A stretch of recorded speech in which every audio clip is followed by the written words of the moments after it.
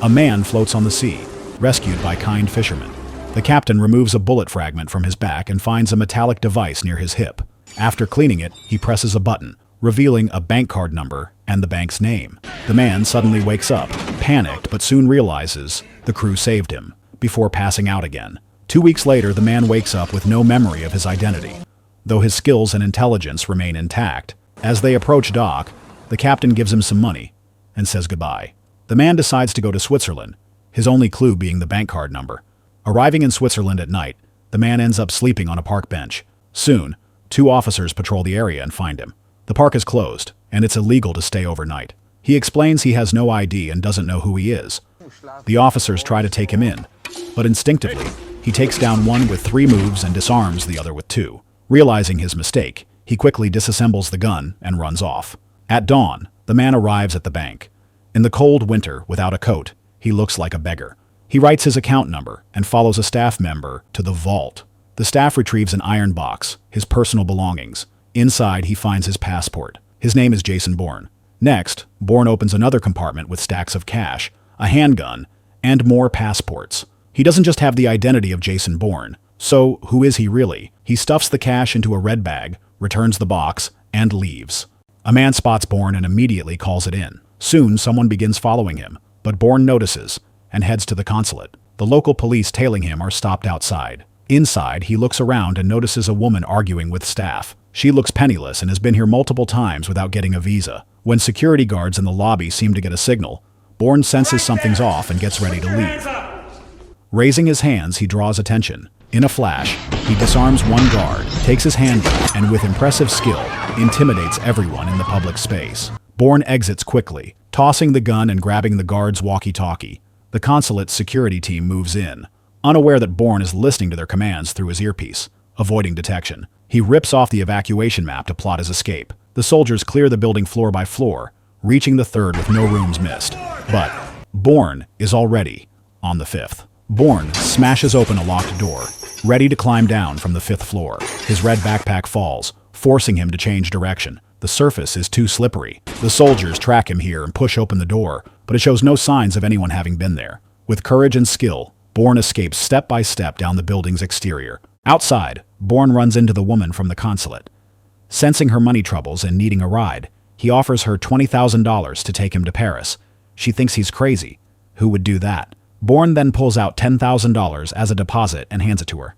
He doesn't push if she refuses, she can just return the money. As he gets into the car, the woman glances at him. Yeah, he's actually pretty good looking. The CIA is in a panic. They track Jason Bourne through surveillance, hearing about his trouble at the consulate and the 2 cops he put in the hospital last night. Commander Conklin orders Treadstone agents to take Bourne out. But who is Bourne? The CIA activates 3 agents. 1 in Barcelona, 1 in a suit, and another undercover in Rome. The woman talks non-stop about her story, how the surf shop owner scammed her. But Bourne barely speaks.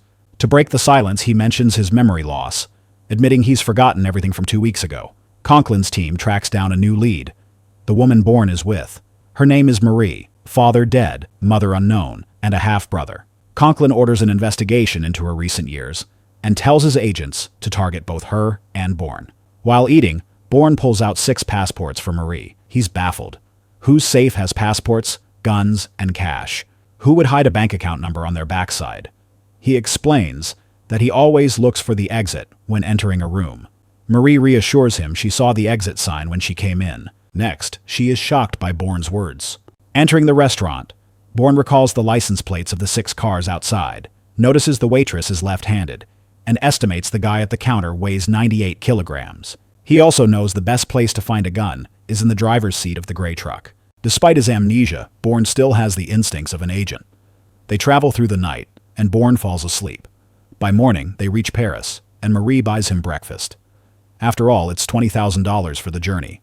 Bourne heads to the address on his passport and gives Marie the remaining $10,000, but she seems reluctant to let him go. So they go upstairs together, where an old woman seems to recognize him, but Bourne doesn't remember her. This is Bourne's home, but he has no recollection of it. He guesses he must have worked in shipping.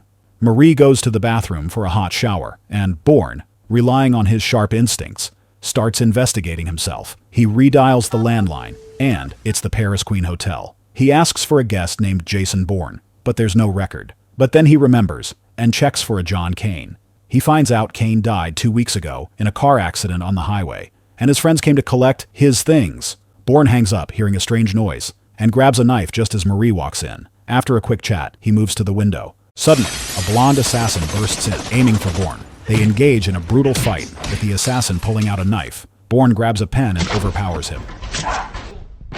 Marie, shocked by the scene, watches in disbelief. In the end, Bourne overpowers the assassin, grabs his backpack, and asks Marie to open it for clues. Inside, Marie finds Bourne's photo, and then her own. On the second page, panic sets in. Bourne tries to calm her, but just then, the assassin jumps out the window and commits suicide. That's the quality of a Treadstone agent. Bourne realizes they need to leave immediately. Downstairs, the old lady lies dead with a bullet to the head. Outside, a crowd gathers around the assassin's corpse. In Paris, CIA clerk Nicolette reports the blonde killer's death to Conklin. After a short drive, Bourne stops to deposit the cash. Marie assumes they're heading to a bank, but he goes somewhere else. When he returns, she's gone, off buying food. Bourne, not wanting to involve her further, tells her to go to the police and gives her the passports as proof. Marie takes a sip of her drink, realizing this started at the consulate, and it doesn't seem that simple. They end up arguing, with Bourne insisting he doesn't want to put Marie in danger and needs to find out the truth. Marie fastens her seatbelt just as the police slowly approach. Bourne drifts the car, and what follows is an exciting chase. He handles the manual car with expert precision. After several tense minutes, he swerves into an underground garage. There, he asks Marie one last time if she's in. She nods. They wipe their prints and disappear. A politician named Wombosi arrives at the morgue to check John Kane's body, wondering if he was the one who tried to kill him. After checking, he's certain it's not. There's no bullet wound in the back. It turns out Bourne is a CIA agent from the Treadstone Project. 2 weeks ago, he was sent to assassinate Wombosi, but failed. Since he's gone dark, Conklin suspects he's gone rogue. To contain the situation, Conklin decides it's safer to eliminate Bourne than risk exposure. Wombosi holds classified CIA secrets and plans to reveal them, so Conklin quickly sends another Treadstone agent, the Barcelona operative, to kill him. Meanwhile, Bourne and Marie check into a small hotel. He washes her hair and then cuts it short. Later that night, the two are alone in the same room. Wombosi is about to go public with the CIA's secrets, though his men try to stop him. Suddenly, the Barcelona operative takes him out with 2 clean shots from a nearby rooftop, then quickly packs up and disappears. News of the hit reaches the CIA. The director questions Conklin, who blames Bourne, claiming he must have gone rogue in Paris, trying to finish the job himself. Conklin insists Bourne will resurface within 24 hours. Meanwhile, Marie goes to the Queen's Hotel as per Bourne's instructions, requesting the phone records for John Kane's room. Bourne, on the other hand, makes a series of calls from a payphone until he finally reaches the Maritime Division of the security company. That's his lead. Bourne arrives, surprised to find the lady here is very familiar with him, and this man is very welcoming. Turns out he bought a boat weeks ago through VIP channels, confirming his name as John Kane. His job must be boat-related. Meanwhile, Marie continues making calls in Bourne's style, and she finds out that John Kane's body has been reported. If he's John Kane, then who is the body? They head to the morgue, slip the staff some cash, and get taken inside, only to find the body missing. The morgue director shows up, saying a friend of Kane took the body last night. He scolds his assistant for failing to log the visitor. Bourne then asks to register himself and tears out the past 2 days' log pages. One name stands out, Wombosi. He's listed both in the morgue records and on the boat purchase form. They arrive at Wombosi's residence. It's swarming with police. He's been assassinated. A newspaper reports that 3 weeks before his death, Wombosi told police someone tried to kill him aboard his yacht, 8 kilometers off the coast of Marseille. He claimed he fought back and shot the attacker twice in the back. Bourne finally realizes he was the assassin. Back at the hotel, Bourne senses something's off.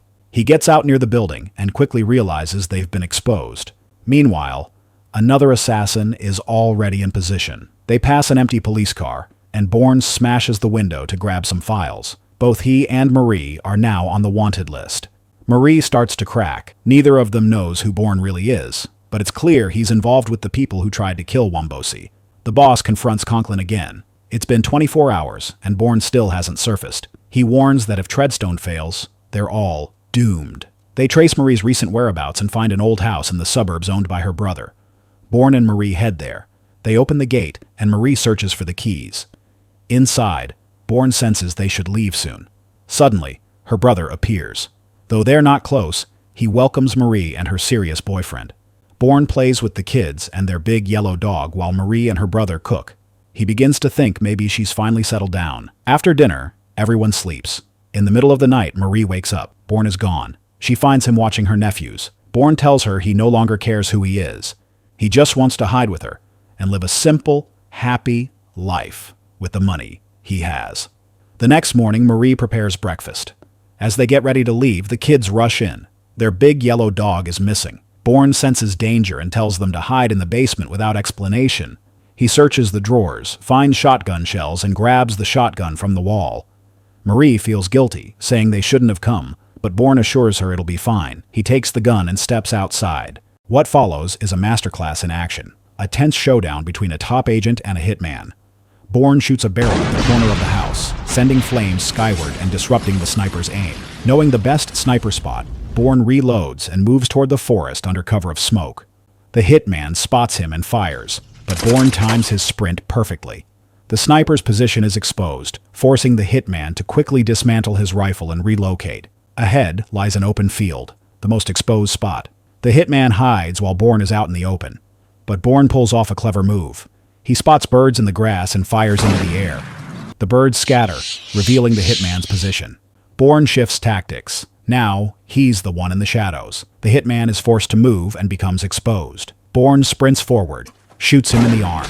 As the hitman reaches for his gun, Bourne fires again, taking him down. Bourne asks, "Who else? How many of you are there?" The hitman replies, "Just me." That's when Bourne realizes they're both Treadstone agents.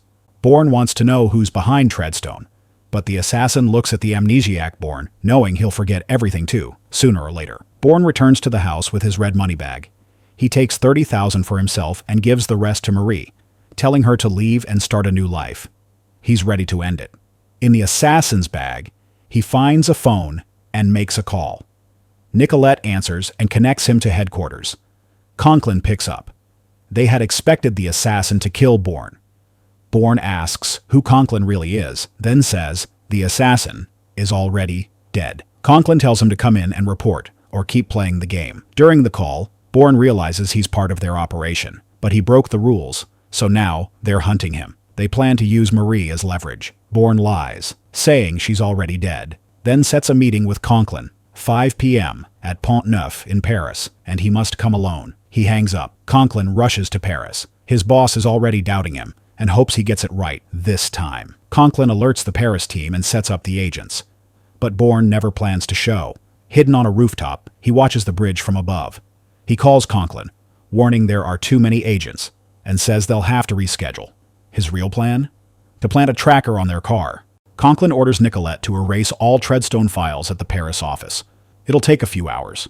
He tells his agents to watch the lower level closely. Meanwhile, Bourne arrives, sets off car alarms, and climbs the building using the pipes.